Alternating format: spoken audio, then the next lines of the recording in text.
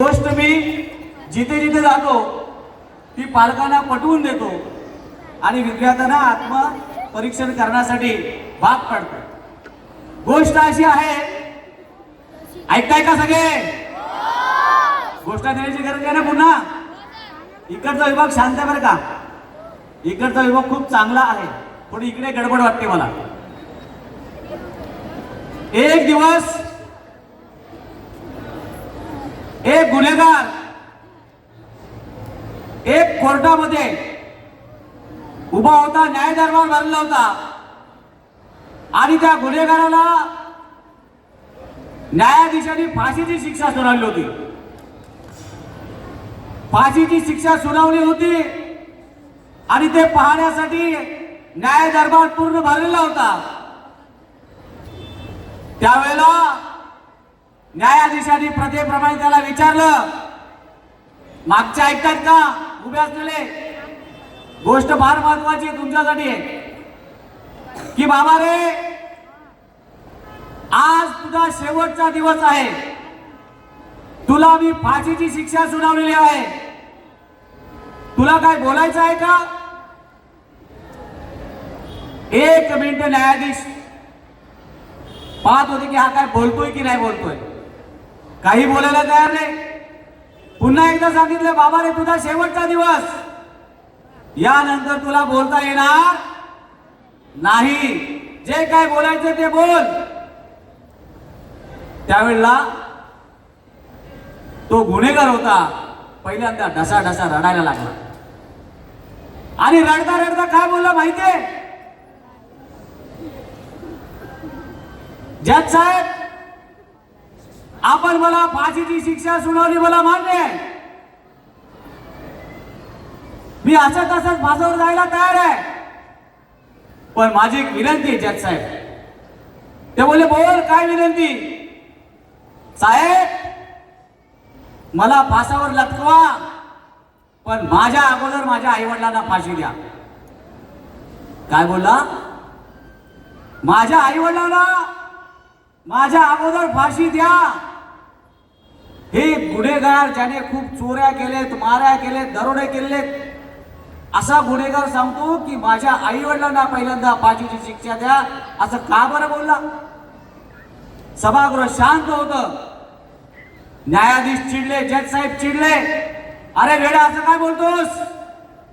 ज्या आई वडिलांनी तुला लहानाचं मोठं केलं, ज्यांनी जन्म दिला, त्या आई वडिलांना तू फाशी शिक्षा द्या असं बोलतोस? असं का बोलतोस? त्यावेळेला ढसा ढसा रडता रडता रडता त्यांनी सांगायला सुरुवात केली। काय सांगितलं? पालकांनी ऐकायचं आहे। त्यांनी सांगितलं, जज साहेब, पहिलीच्या वर्गामध्ये मी होतो, पहिलीच्या वर्गामध्ये असताना मी माझ्या मित्राच्या दप्तरातून पेन्सिल चोरली, चोरलेली पेन्सिल माझ्या बाईंना समजली, बाईने माझ्या आईला शाळेत बोलून घेतलं आणि सांगितलं की ताई, तुमच्या मुलाने असं असं केलेलं आहे, त्याला तुम्ही सांगा असं काही करू नका। माझ्या आईने काय करावं? मला काही बोलले नाही, उलट माझ्या बाईंचा उलट सुलट बोलून अपमान केला आणि चराचरा निघून गेली। अजून थोडा मोठा झालो, चौथीच्या वर्गामध्ये आलो। चौथीच्या वर्गात असताना मधल्या सुट्टीमध्ये माझ्या मित्राने खाऊसाठी पैसे आणले होते, त्याचे पैसे मी त्याच्या दप्तरातून चोरले। चोरलेले पैसे माझ्या गुरुजींना, माझ्या सरांना माहीत पडलं, ते मला काय बोलले नाही। त्यांनी माझ्या बाबांना बोलून घेतलं आणि सांगितलं, अहो तुमच्या मुलाने मागच्या वेळेला पेन्सिल चोरली होती, आता पैसे चोरले, तुम्ही काहीतरी बोललं पाहिजे। मला काही बाबा बोलले नाही, पण मला सर चोर बोलले म्हणून माझ्या बाबांनी माझ्या सरांना नको नको ते बोलले आणि निघून गेले। अजून थोडा मोठा झालो, आजूबाजूच्या गावामध्ये चोऱ्या करायला लागलो, वाईट काम करायला लागलो, लोक माझ्या घरापर्यंत यायला लागले, तरी सुद्धा माझे आई वडील मला काय बोलायला तयार नाही। अजून थोडा मोठा झालो, पोलीस माझ्या घरापर्यंत यायला लागले, तरी माझी आई आणि माझे बाबा मला काय बोलायला तयार नाही। कालांतराने मीच चुकून मला असं समजलं की माझ्या आई वडिलांचा एकुलता एक म्हणून हे मला काही बोलत नाही का असं मला वाटायला लागलं. आणि हे सगळं तेव्हापासून आजपर्यंत जसं जसं घडत गेलं आणि हे घडलं त्याला कारणीभूत कोण आहेत? माझे आई वडील आहेत. म्हणून त्यांना माझ्या अगोदर तुम्ही फाशी शिक्षा द्या. पुन्हा जज साहेब बोले असं का?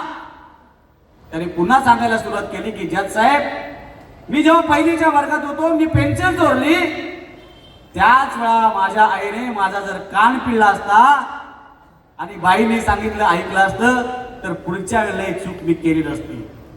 ज्या वेळेला मी मित्राच्या दप्तरातून पैसे चोरले त्यावेळेला माझ्या बाबाने मला 2 धपाटे दिले असते तर चोरी करणं वाईट असतं हे मला त्यावेळेला कळलं असतं. लोक आणि पोलीस माझ्या घरापर्यंत येत होते त्यावेळेला माझ्या आईवडिलांनी मला काहीतरी बोलायला पाहिजे होते, चांगले संस्कार द्यायला पाहिजे होते. अरे बाबा असं करू नकोस, या वाईट गोष्टी करू नकोस, वाईट संगतीला लागू नकोस. एकाही शब्दाने ते मला बोलले नाही. जज साहेब सांगा मला चांगलं वाईट चांगले संस्कार वाईट संस्कार कसं घडणार? माझी जी काही जडणघडण झालेली आहे ती वाईट घडली आहे, मला काही सांगितलं नाही.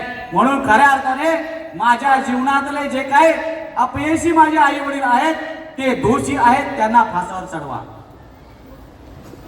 हे बोलल्यानंतर संपूर्ण सभागृह शांतपणे ऐकत होतं आणि सभागृहाला कळून चुकलं होतं की चूक कोणाची आहे. पालकांच्या लक्षात आलं चूक कोणाची आलं मागे. तुमची शांतताच मला सांगते की तुमच्या लक्षामध्ये आणलंय. मित्रांनो लक्षात ठेवा, ही आपली मुलं जी आहेत की नाही, नेहमी म्हणतात की मुलं ही देवाघरची मुलं असतात, त्यांना चांगलं वाईट कळत नाही. आज आमच्या शिक्षकांपेक्षा मुलं मोबाईलचं जास्त ऐकतात. खरं की खोटं? तुमची मुलं घरामध्ये किती काम करतात? तुमची मुलगी तुम्हाला घरामध्ये झाडू मारायला, कपडे धुवायला, जेवण बनवायला मदत करते का? माता पालक घरामध्ये मुलं देवबत्ती लावतात का? देवाची पूजा करतात का? आईला मदत करतात का? बाबाला मदत करतात का? अरे वा रे, विचारू का तुमचे आई वडील मागे बसले असते? विचारू, झाडू मारली काय भाऊ कधी घरामध्ये? ठीक आहे, हरकत नाही. मला हेच आपल्याला सांगायचंय, माझ्या गोष्टीतून आपल्याला सांगायचं होतं की आपल्या मुलांच्या जर चुका झाल्या तर ती चूक त्याच वेळेला सुधारवा. त्याने चांगलं काम केलं त्याला प्रेरणा द्या, प्रोत्साहन द्या, त्याला पुढे जाण्यासाठी सपोर्ट करा. पण वाईट वागला तर त्याच ठिकाणी त्याला समजून सांगा. आज या शाळेतले शिक्षक हे शिक्षक नाही आहेत, तुमच्या मुलांचे दुसरे आई वडील आहेत हे मी तुम्हाला या ठिकाणी सांगतो.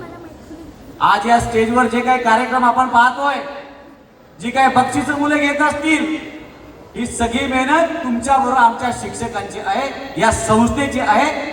म्हणूनच आजचा कार्यक्रम आपण चांगल्या रीतीने पार पाडतो.